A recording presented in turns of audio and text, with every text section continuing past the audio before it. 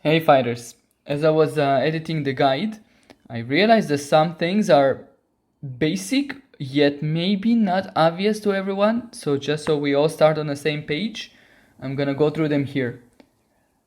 We all obviously understand the game objective, personal glory, and kingdom glory. You wanna belong to the best team and you wanna be one of the best in your team.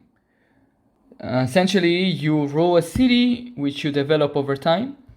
And in order to march your troops on the map, you pair two commanders and they would lead that march.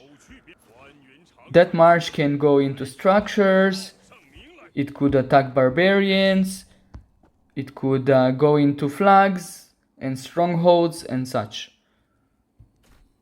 Players are measured by three main criteria: activity, power, and kills. Not necessarily in that order, depending on the kingdom's age. The game is really heavy on the resource types. I divide them into two groups: capped, meaning they have a limit, and cumulative, meaning you should just hoard those. Speed ups, resources up here, are all cumulative. You should hoard those. Don't waste them at all times. You should know when to waste them and when to save them. Capped resources are dispatch count. In my case, 6, usually it's 5, depending on the conditions, and action points. If I attack a barbarian, it would tell me how much action points I consume, and this way you basically get rewarded by spending time and capped resources, and you trade them off for cumulative resources. That's how they measure your time in the game.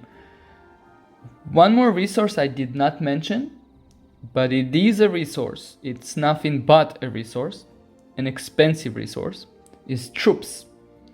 Troops are a resource. They're not anything but a resource. You should remember that throughout the game. You basically sacrifice troops in order to get stronger.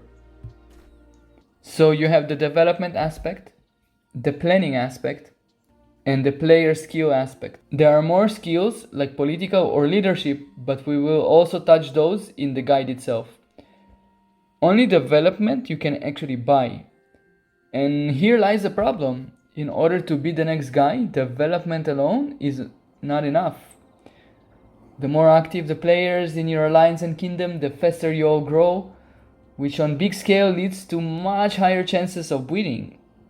So if you understand those basic principles, it would be much easier to understand the guide.